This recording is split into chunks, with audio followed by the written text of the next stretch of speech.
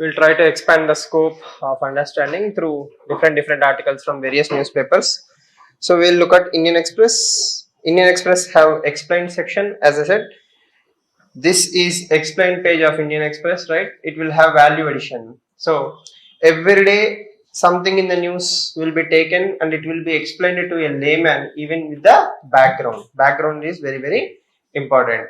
And you can see a lot of questions coming in GS paper 2, 3, sometimes even in 1, only from the explained section, either of Hindu or Indian Express. Okay. So today there is an article about 3 Hoyasala temples on UNESCO heritage list. Okay. Anything else is in heritage list? Anything else is in the news?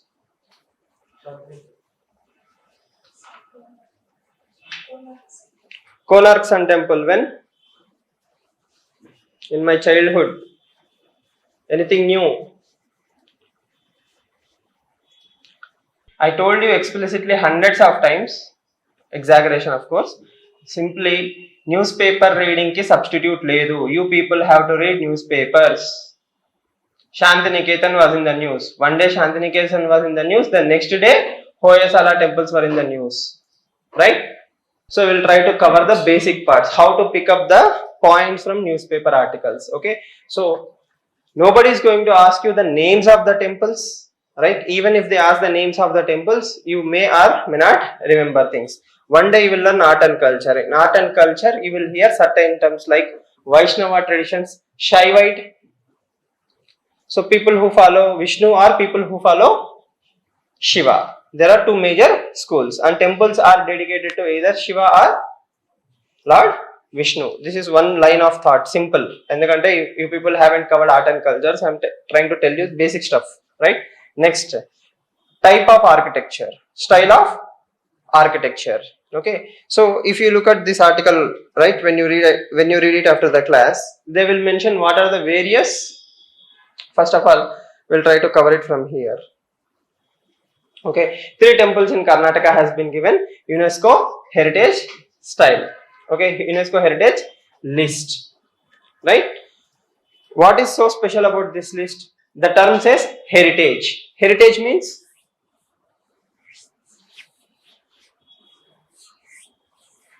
what is the meaning of the term heritage?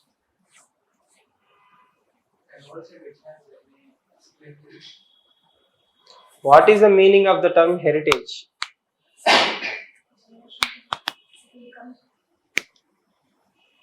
What is it called as?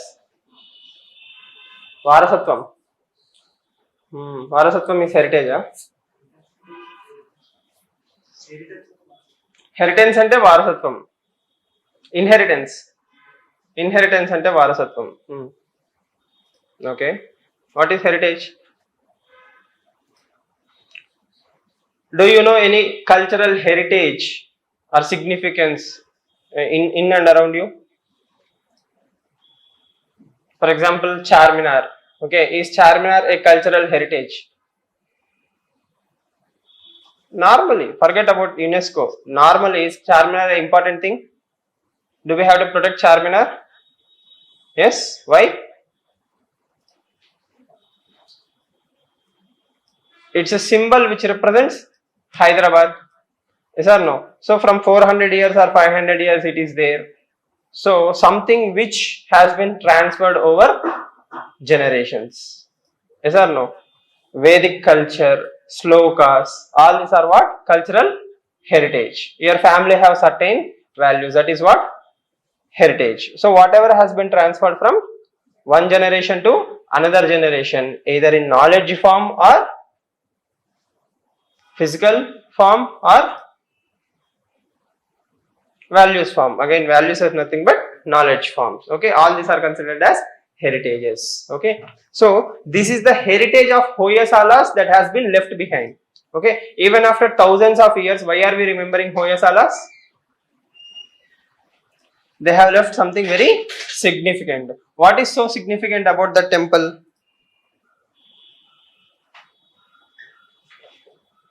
Okay, like so many other temples, it also have very deep architecture value. Not only architectural value, it also talks about the society of that time. It also talks about what? Society of that time. For examples, animals, Puranas, okay, clothes, jewelry. Yes. Why is it significant? Jewelry is on the temple wall. So what makes it so special? What is the lifestyle or dressing style or cultural socio-economic impacts of that generation is revealed in the temple architecture. See, in 2023, if somebody, I mean, if you go and find a temple, somebody catching an iPad, that will be what? Reflection of 2023. In 1100 or 1200 AD, what will you find? Cultural significance of that style. Not only that,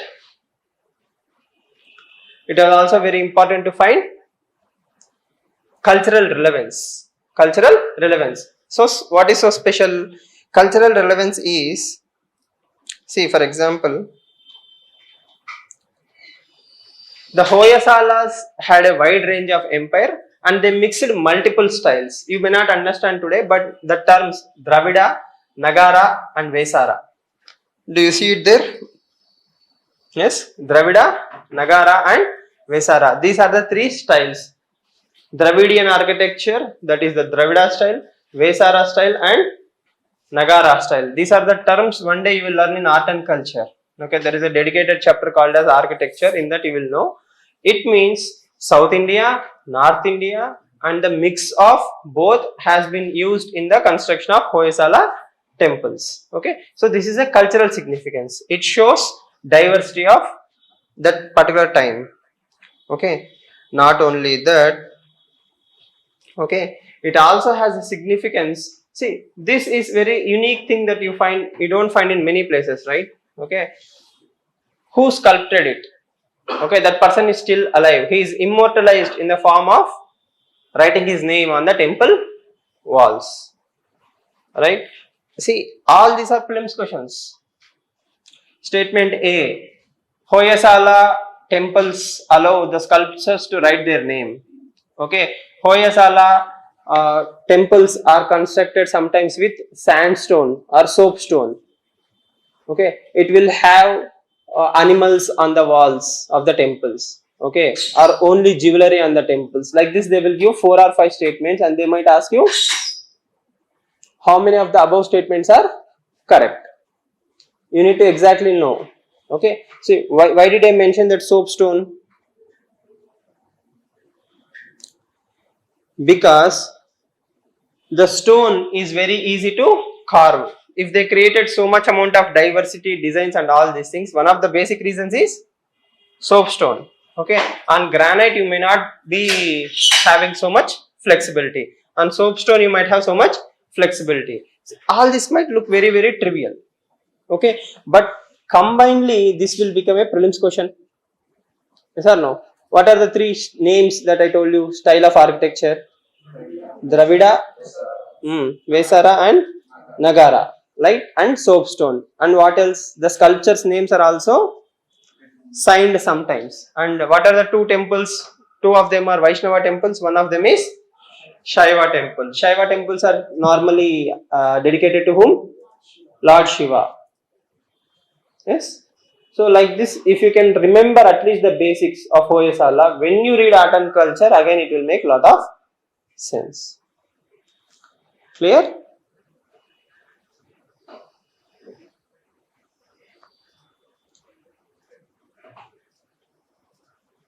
Got my point? So explain section will help you gain not only mains knowledge but will also help you gain prelims knowledge. At the same time, there is a concept like 10 marker questions. Okay, recently UNESCO heritage sites have been given to India or some places. What are the places? What is their significance? If somebody says significance, then what will happen? You will talk about Shantiniketan. You will talk about Hoyasala temples. So within Hoyasala temples, you have to fill some data. What will you fill? They use it like this. The architecture is mixture of different schools. It's soapstone. It discusses about cultural significance and all these things. Clear? Okay. Next.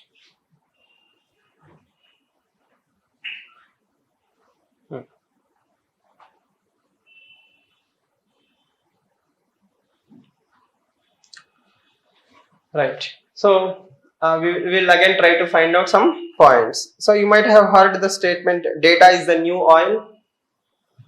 Yes, data is the new oil. But this article is only talking about India-Saudi relations. There are two articles about India-Saudi relations, one in Hindu, one in Indian Express. We will try to link both of them. Okay.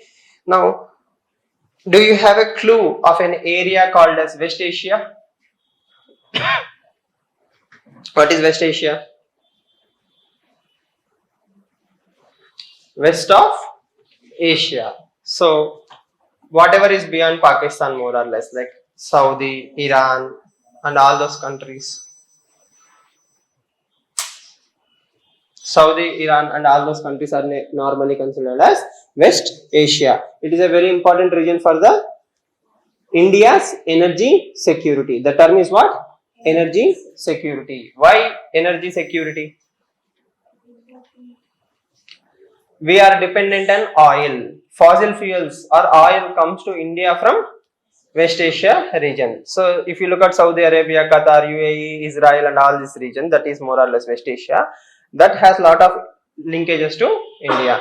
So India is here, West Asia is here. Oil has to come from West Asia to India. Okay. Within West Asia, the major dominant religion is Islam. Okay. Most West Asian countries are what? Islamic countries. Point number one. Second thing, within Islam, again there are two schools. One school is called as Sunni, the other one is Shia. Okay, the one school is Sunni, the other one is Shia. Sunni is the dominant among the two. Okay, Shia is kind of minority within Islam. So Sunni and Shia. Okay, now Iran is considered as representative of Shia school or Shia. Okay, the Shia division, not school. Whereas Saudi Arabia is considered as the de facto leader of Sunni world. Okay. Next, you also have one more small country called as Israel, which is dominated by Jews. Okay. Judaism, Jews. Okay. So together, Christianity, Islam and Judaism are considered as Abrahamic religions. They are considered as Abrahamic religions. Okay. So why am I telling you these things? Because you can directly interlink the religious politics and geopolitical dimensions to whatever is happening in the world right now. Okay, I hope you understand. Saudi Arabia is for Sunnis, Iran is for Shia, and Israel is by more or less Jews. Okay, because they have different religions, they will also have different issues.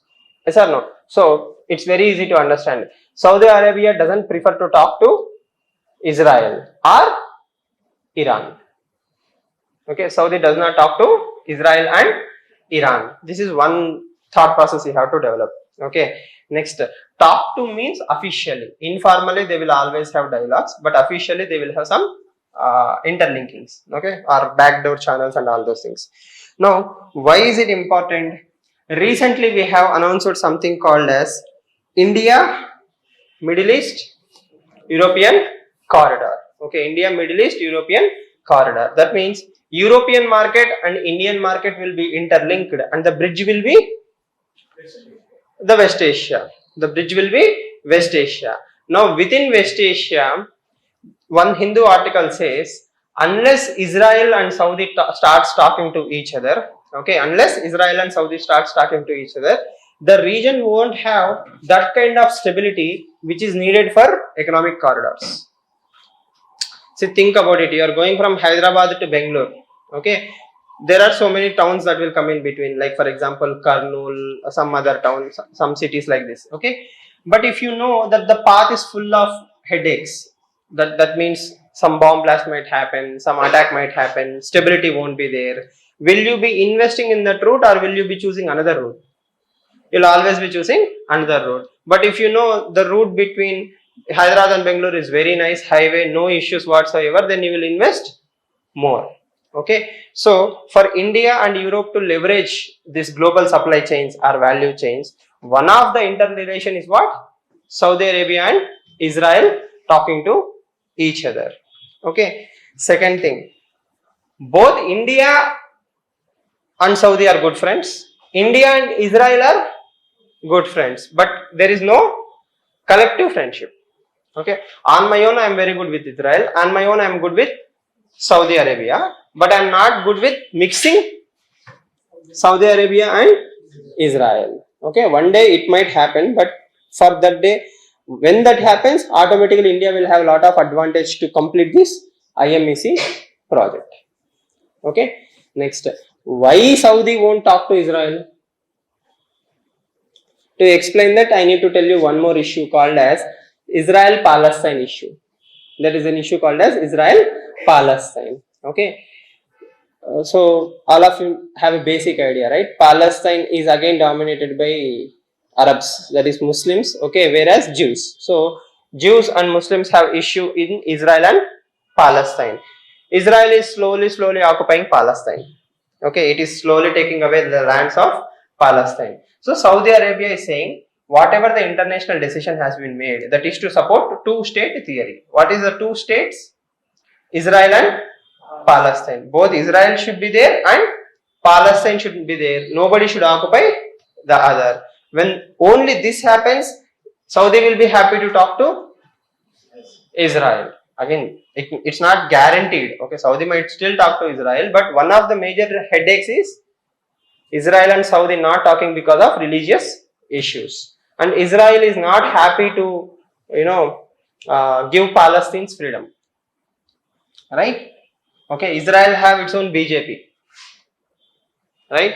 Akhand Bharat, like that they want Akhand Israel. So they have their own political obligations. Okay, so you understand the complexities, right? So Israel and Palestine should be settled. Israel and Saudi should be settled. Then Israel, Saudi and Iran should be settled. Then everything will be smooth in the where? West Asia region. When West Asia region is happy, then that will lead to a lot of development for India. Okay, this is one of the understandings. Next, what is happening between India and Saudi is also very important. So whenever you talk about a particular country, you can talk in the terms of agreements. If a country and another country are making agreements, that means they are good friends. Okay, so recently in the G20, the state visit has been done by MBS. Who is MBS?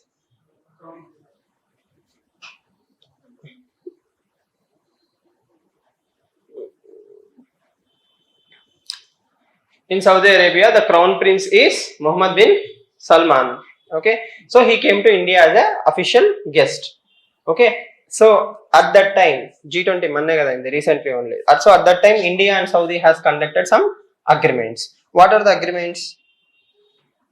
One of the major outcomes is IMEC, that is India, Middle East, European corridor. Apart from that, we also have signed some MOUs. You don't have to remember the data, but you need to understand MOUs means what? Memorandum of Understanding. What do you understand? Undertakings, huh? Undertakings on what? What is MOU? What does it say? What is the purpose of MOU? We are interested in some areas. Let's work together in that areas. What are those areas? For example sake, financial regulation. Okay, and petrochemicals, obviously. Why petrochemicals? Saudi Arabia is one of the largest oil producer. It has Aramco and others. Pharmaceuticals. Who is famous for pharmaceuticals? India is famous for pharmaceuticals. What is clean energy? Solar energy, wind energy, all these renewable energies are considered as clean energies. So we are working on what? Lot of areas. So if you don't remember anything in the mains hall, at least you can throw some points. Yes or no? India is, wherever India goes, India talks about counter-terrorism. India is working on defense. India is working on energy security. Obviously, Saudi Arabia is synonymous to energy security. So like this, you can build up some points. Next, India is also having a good amount of trade with Saudi Arabia. Okay. Normally we say India and Russia are good friends. Yes or no? India and Russia are good friends. What is the size of trade with Russia?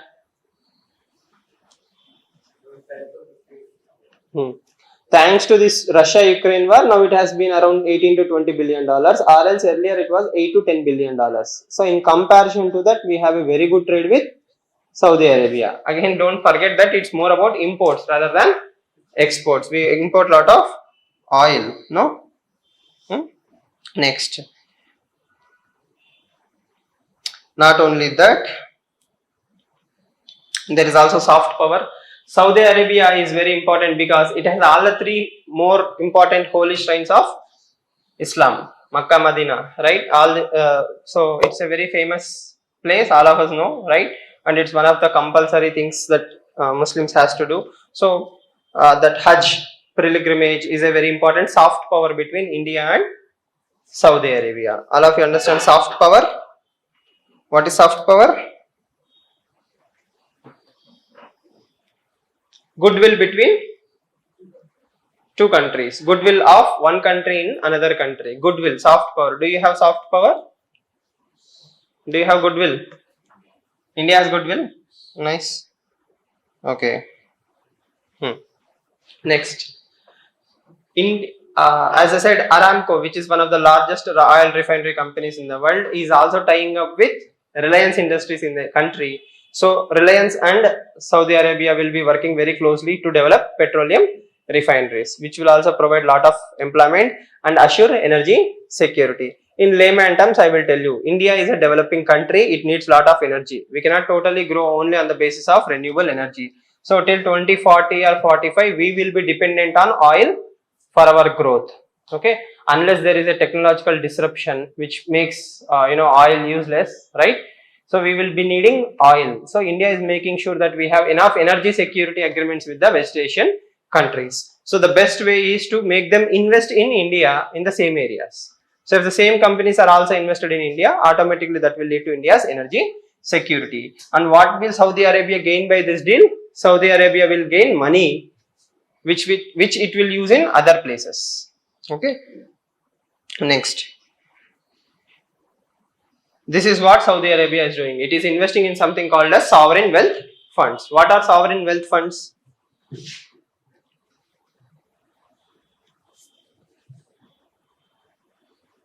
Normally, what is fund? Chit fund, mutual fund, like this funds you might have heard multiple times, right? So what is sovereign wealth fund? Any idea? So what do Saudi Arabia export? Oil. So when you export oil, do you make profits? Lot of profits. Why? It's free for you in a way.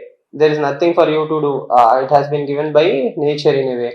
All you have done is establish nice plants. You are pumping the oil from the earth and selling it to huge profits, selling it at huge profits to different countries. So billions and billions of dollars of money has come to Saudi Arabia, UAE and other countries, Qatar. What they have done is they have created a government fund.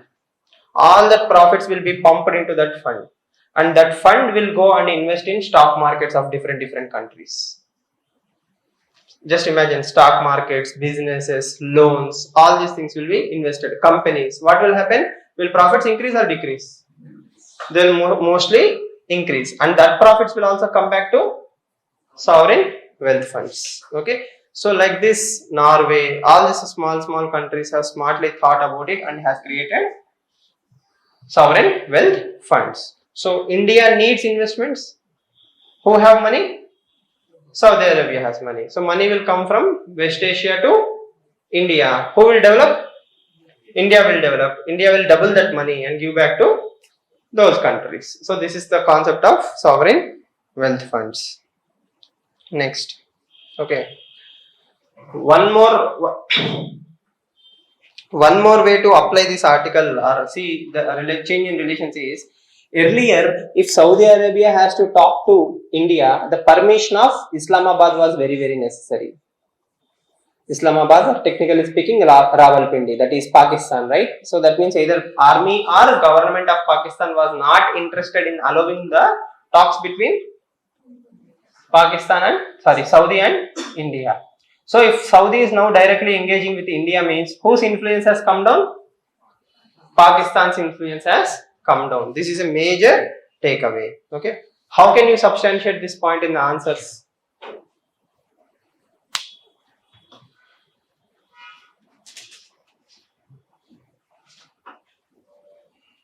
I said there is a red line.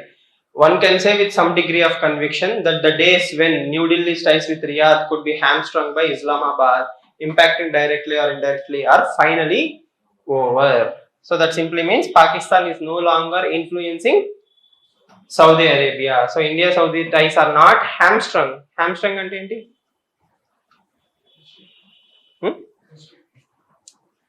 In a way damaged or injured or something like that. Okay, by Pakistan. How do we know that India has definitely moved away from Pakistan's influence? One is the Saudi princess official meet with Prime Minister Modi. He came to India, he stayed here for a few days, he made all the agreements. That is one thing. Recently, we also have been invited to GCC. What is GCC? Gulf Cooperation Council. So that also signifies India's relations. Next one is Abraham Accords. Yes. What are Abraham Accords? Accords between Israel and other countries. So Pakistan's influence in the Islamic countries have come down. Okay. We also have I to U2. I to U2. So all these things clearly show our sphere of influence in West Asia has increased and Pakistan's influence has come down. Okay. So like this we can clearly say. If you want to argue one more point, we can also argue one more way. That is, China is directly influencing Pakistan. Okay. IMEC is a counter to Belt and Road Initiative. So knowing very well IMEC is a counter to Belt and Road Initiative, all these countries are happy to join IMEC. So that also clearly shows China's influence or Pakistan's influence has little bit come down and India's influence has increased in West Asian countries. All these are only on paper. Okay.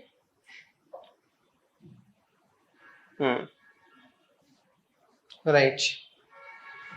Next, how else can we justify? Is Saudi a member of BRICS? What are the 6 countries that has joined BRICS recently?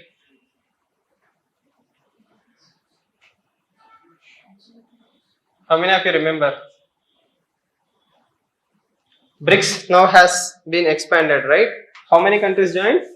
6 countries joined. Earlier there were 5 countries. What are the 6 countries? Did we discuss that in the class? Yes. Is Saudi Arabia one of them?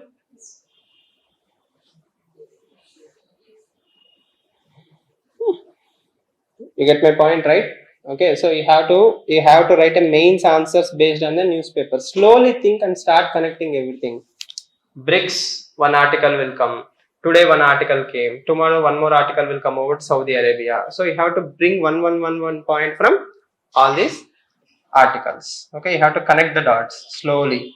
But if you don't even remember the basics, like Saudi is a member of which organizations, India, Saudi are members of which organization, still you will have to learn. Okay.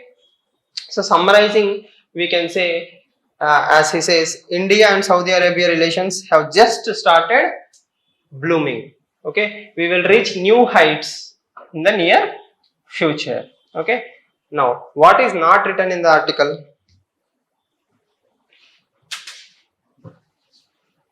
What is not written in the article is West Asia has become closer to India only after USA's withdrawal from the West Asia.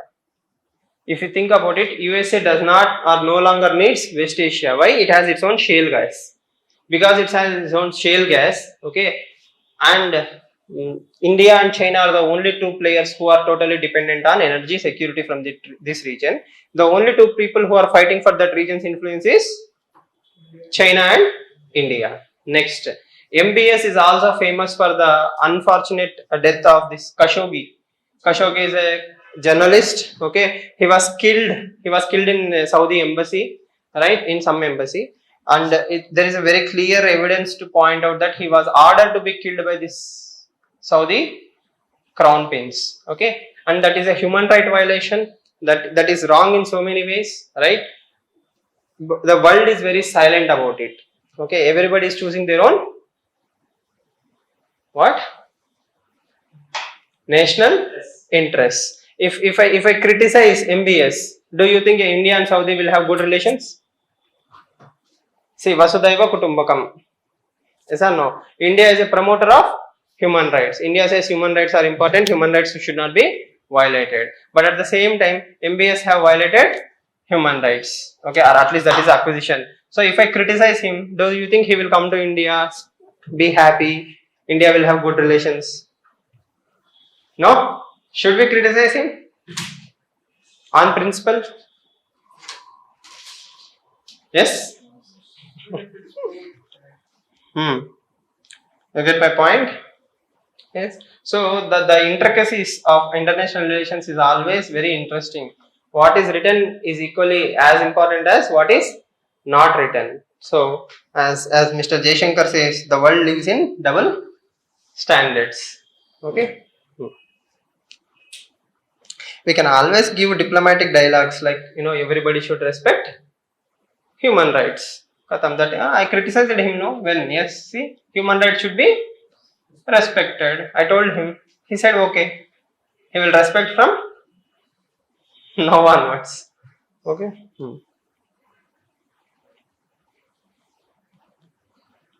There is nothing new in this women related article, women's bill. Every single point has been discussed more or less. Okay. Right. This also has been discussed in the class. I will just show you the keywords. Okay. Climate abdication. What is abdication? What is the meaning of the term abdication?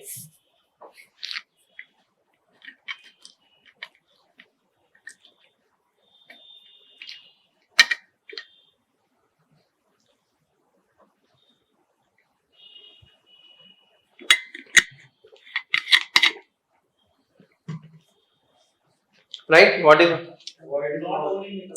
not owning it up? Abdicate is to give up in the middle, more or less, right? So what happened is USA, UK, all these countries will go to global forums like G20, Paris Agreement and all these things, and they will shout very in high pitch voice, we are the leaders of climate change, we will become net zero, we will become climate friendly, we will give money. Like this, they will give all the promises to what? Climate change. Okay, that is on paper. The last class also I told you, right? On paper everybody will promise. What is more important? In reality, are you doing something or not? For example, you people promise to your parents like, one day I will become IAS. Okay, that is what? On paper. Okay, are you doing anything about it? If yes, yes. If no, no. But nobody is asking you, right? So in the same way, the UK has recently abdicated its promise of net zero emissions. So basically the entire debate is about these two lines. The first yellow line clearly says the earlier UK government wanted to ban petrol, diesel cars by 2030. Okay, and move towards more climate friendly environment. Now what happened? The present Prime Minister of UK is saying it's up to 2035. He pushed the agenda by 5 years. So the ban on the new fossil cars will come from 2035. Okay, so this 5 years gap will cause damage or will it be happy? It will cause damage. But thinking from their own perspective, maybe they are not technologically ready to move towards renewable energy 100%. So you shouldn't have given the promise in the first place. So, right? So this is one criticism. Next, at least UK is having 2035. When it comes to US is on a whole new level. That is, US says not only 2050, it is not doing anything to reach 2050 targets. On paper, you have to start doing something from now, right? Say for example, if your father comes and says, by 1 year from now, we will have our own house. Okay, what should he be doing today? He should be pooling money, buy a land, start construction and all these things. 364 days down the line, he cannot go and say, tomorrow we will have a house. Yes or no? It won't happen. So you have to have a plan and you have to implement that plan. These developed countries are very good in announcing the plans but not on implementing the plans. How do we know this? This has also been justified by Stocktake report. This report, Global Stocktake report. So all these things very clearly point out that the world is not going to reach its emission targets. What are the emission targets? 1.5 degree Celsius. Going by present way of consumption, we will definitely breach 1.5 degrees. So this is the problem. Everybody is a hypocrite. Okay, so we should take all these things very seriously. You can write this line directly in your answers. Going by present emissions, the world will release 20 billion tons more carbon dioxide than which is supposed to be limited for keeping the temperature under 1.5 degrees. Okay, so what will happen when we breach 1.5 degrees? Disasters will happen, climate change will happen, and we don't even know what kind of intensities will change. The monsoon patterns might change, food security might come down, agricultural productivity will come down, sea level rise will happen. Yes, in mains this year I think they have asked for sea level rise. So what will happen sea level rise? Submerged. Cities will be submerged. What will happen to all those people? Climate refugees and internally displaced people. The number will also increase. So all these are outcomes of whose problem? Developed countries. The developed countries have caused all these destructions, but they are not still realizing the seriousness. Okay. Recently there was one more article, planetary boundaries. Have you seen that article? 6 out of 9 planetary boundaries have been breached. There are certain limits for the planet. Okay, you cannot cross them. Once you cross them, you cannot come back. Okay, so a recent report said that 6 out of 9 planetary boundaries have been breached. That means in climate change, the world is doing everything it has to do to destroy the planet. Okay, and nobody is taking it very seriously. That is the problem. Got it?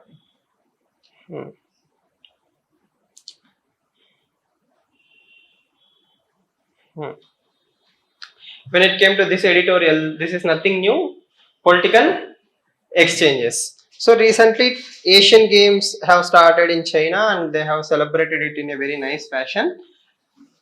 The problem is when 3 athletes from India who are from the state of Arunachal Pradesh. Arunachal Pradesh is a state of India, and when they try to enter a flight, the attendants or the flight people did not allow them to board. Why? They didn't have proper visas. It's in a way China is saying Arunachal Pradesh belongs to us, or Arunachal Pradesh is a disputed territory. Okay. In response to this, our sports minister, okay, has cancelled his visit to China.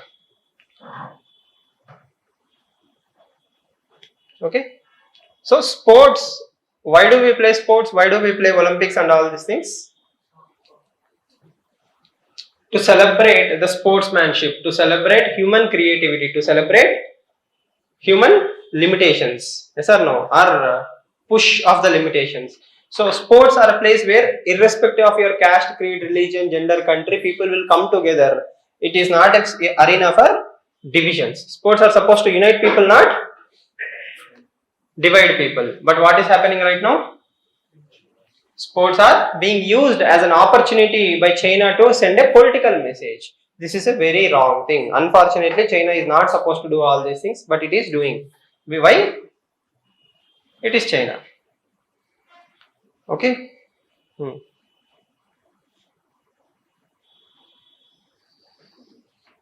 Right.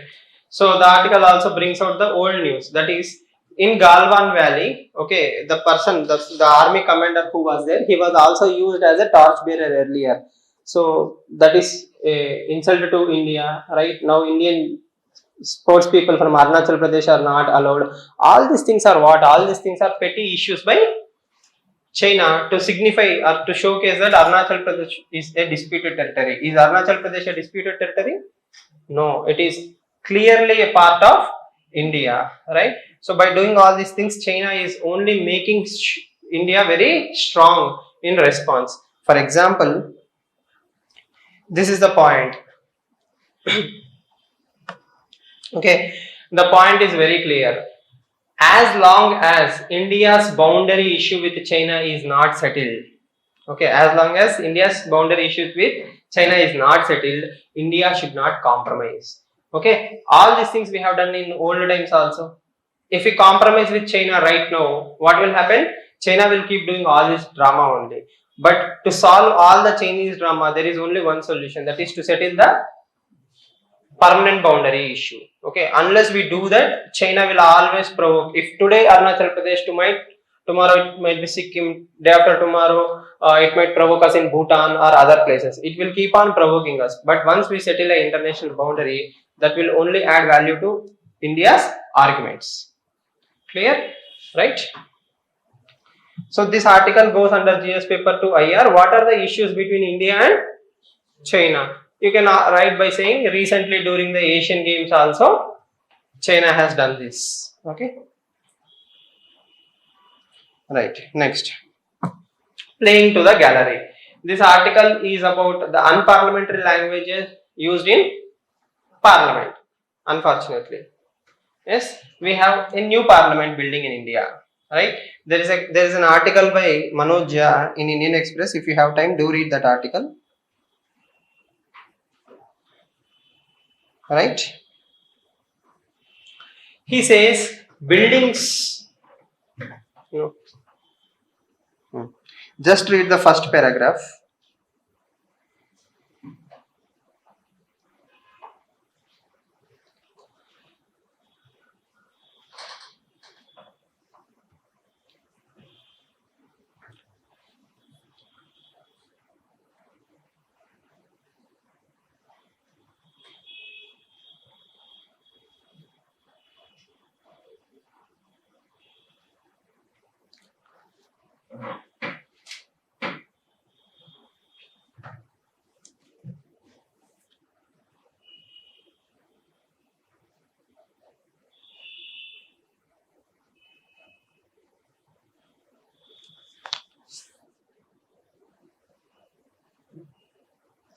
Right. So basically, what is he trying to say? He is trying to say that it's not something new that rulers use, something new to convey to the people that we are doing fantastically well.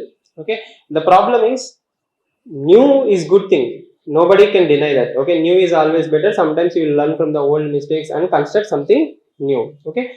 What happens is the parliament building is supposed to break down two things. One is colonial mindset. Okay, and start discussions fresh. Within the very first week or within the very first special session of the parliament, one parliamentary member has accused another parliamentary member who is coming from a different community in very, very bad language. Okay, for the rest of Indian history, this will become a memory. Yes or no? Why did Prime Minister Modi introduce Women's Bill? 50 years from now, when people discuss Indian history, they will say new parliament building has been constructed and the first bill passed is Women's Bill. We have empowered whom? Women. So that is a very good memory to have as a history. But again, some people will also remember in the same first week, what did we discuss? Communal language has been used in the parliament. Yes or no? So hate has no place in parliamentary dialogues and debates. Okay. Even sad thing will be that punishment has been not given to that particular member. Yes or no? He should be punished. Punishment of parliamentary members is what? Suspension, or suspension for few days or something like that, or him taking some moral responsibility and apologizing to the public of India that I have used some wrong words in parliament, which is the temple of democracy. In 2014, when the first time in May, Prime Minister Modi won the elections, okay, he went to the parliament building, he cried, he had tears in his eyes, and he bowed down to the temple of democracy, that is the parliament. Why? It shows the importance of democracy. Yes or no? It's a symbol for Indians. This is a place where we make laws for 1.4 billion population. But that building is now being discussed for what? Abusing and communal language. This is a very wrong precedent, and this message has to be sent to the people that it won't be tolerated.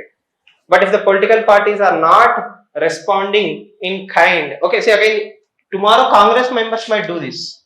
It's not about BJP or Congress, it's about parliamentary decorum, it's about sending a message to the parliament.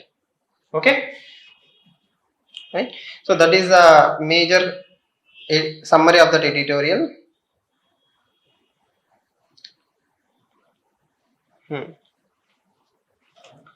So we should have more healthy dialogues in the parliament. We should not have communal dialogues. Do you think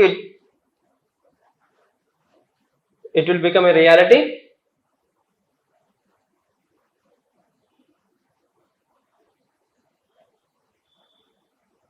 Do you think one day Indian parliament will be free of all this communal language? Maybe. At least we should have that hope. Hope is the best antidote, right? So one day we will hope, yes, everybody will change. We will have more debates on development and dialogue, not on communal lines. Okay. So this was the article I was talking about, Israel-Saudi relations. So nothing to discuss there.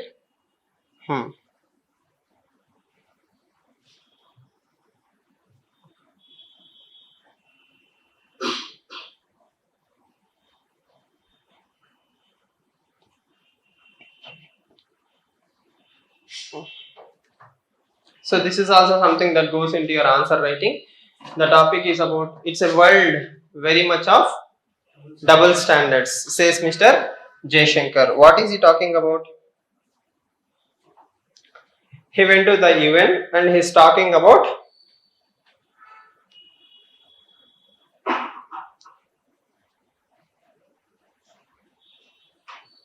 South of what?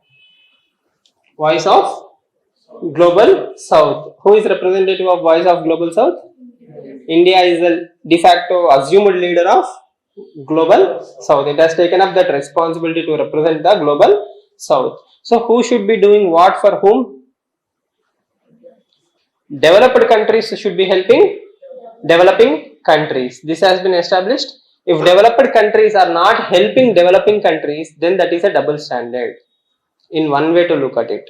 Okay, this can also apply to the Canada India issue, but we will look at it in a very simple way. Okay,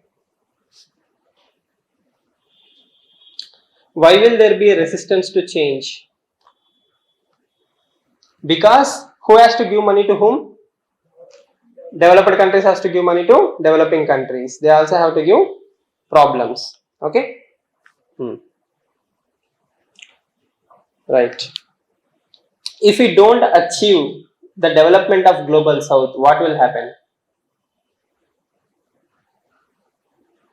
If poor countries are still poor in 2040, 2030, if poor countries are still poor, if weak countries are still weak, what will happen? Who will be affected? People of those countries will be affected. India won't be affected. India will be affected. Huh? Okay, what else? Poverty anywhere is a threat to prosperity everywhere. Okay, what else?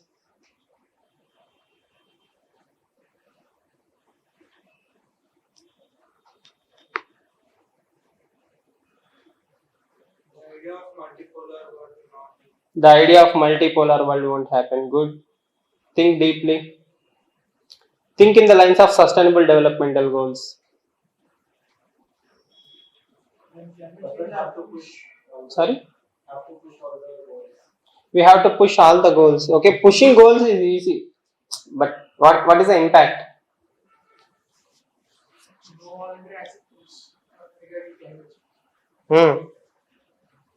Again, sustainable development includes climate change, ocean health, water health, poverty, economy, empowerment, everything, right?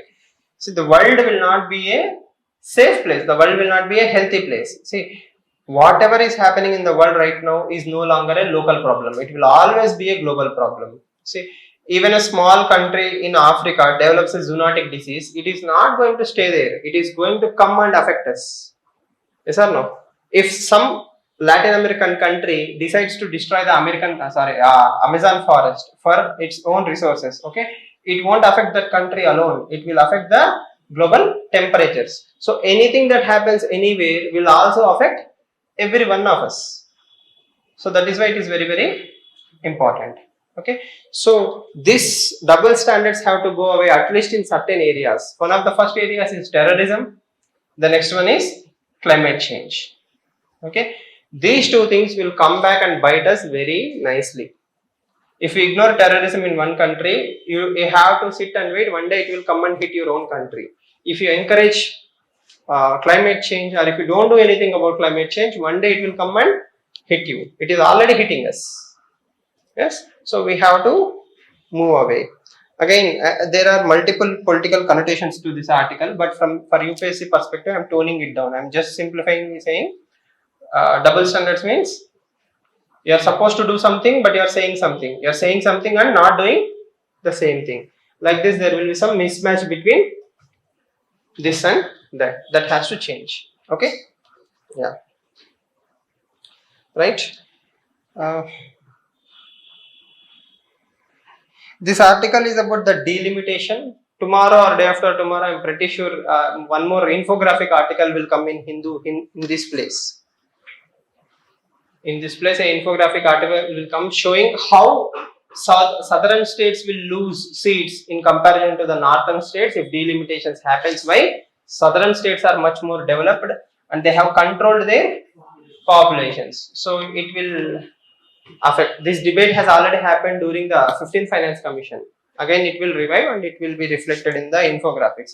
We'll have to see if delimitations happen, southern states will be severely affected, northern states will not be affected.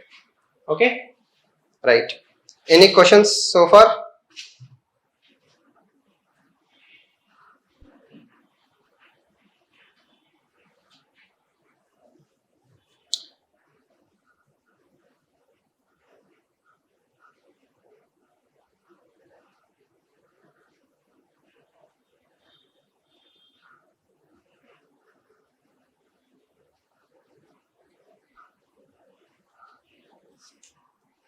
Any questions?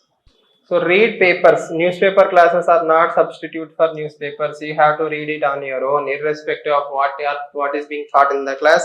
It's your responsibility to sit and read every day. If not Hindu and Indian Express, at least one paper. If you don't like Hindu, read Indian Express. If you don't like Indian Express, read Hindu, but read.